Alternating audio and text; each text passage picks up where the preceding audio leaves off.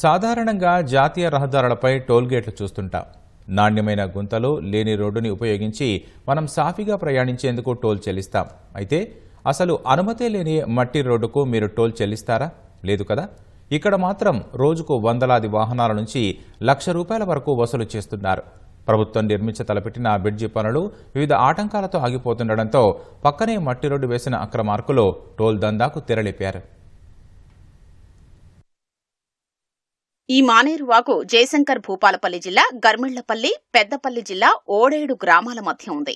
ఇక్కడి వాహనదారుల కోసం 9 ఏళ్ల క్రితం నాటి సర్కార్ 51 కోట్లతో వంతెన నిర్మాణానికి శ్రీకారం చుట్టింది.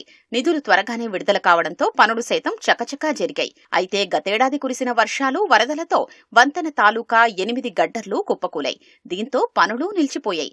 నాసిరకం పనులే కారణమని భావించిన సర్కార్ సదరు కాంట్రాక్టర్కు ఉద్వాసన చెప్పి మళ్లీ టెండర్లు పిలిచింది. 20 కోట్లతో టెండర్లు దక్కించుకున్న మరో కంపెనీ సైతం ఇంకా పనులు ప్రారంభించలేదు. దీన్ని ఆసరాగా తీసుకున్న అక్రమార్కులు వాగులో మట్టి రోడ్డేసి వసూళ్లకు పాల్పడుతున్నారు.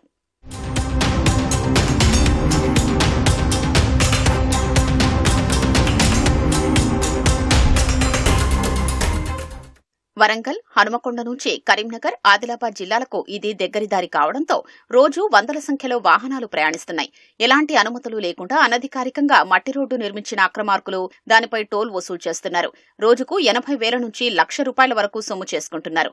ఇప్పటి వరకు దాదాపు 50 లక్షలు వసూలు చేసినట్లు సమాచారం. ఇదేమని ప్రశ్నించిన వారిని ఆ దారిపై వెళ్లకుండా అడ్డుకుంటున్నారు. మానేరు వాగుపై నిర్మించిన మట్టి రోడ్డుకు టోల్ వసూలు చేయడమేంటని వాహనదారులు ఫిర్యాదు చేసినా రాజకీయ ఒత్తిళ్లకు తలొగ్గిన అధికారులు ఎలాంటి చర్యలకు ఉపక్రమించలేదు. టేకుమట్ల మండలానికి చెందిన ఓ వ్యక్తి హైకోర్టును ఆశ్రయించడంతో దందా వెలుగులోకొచ్చింది.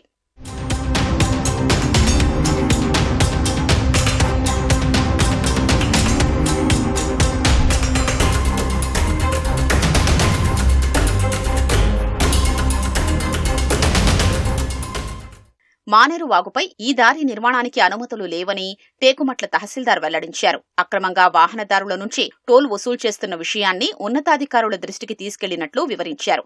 వాహనదారులపై ఎవరైనా దురుసుగా ప్రవర్తిస్తే తమకు ఫిర్యాదు చేయాలని చెప్పడం గమనార్హం.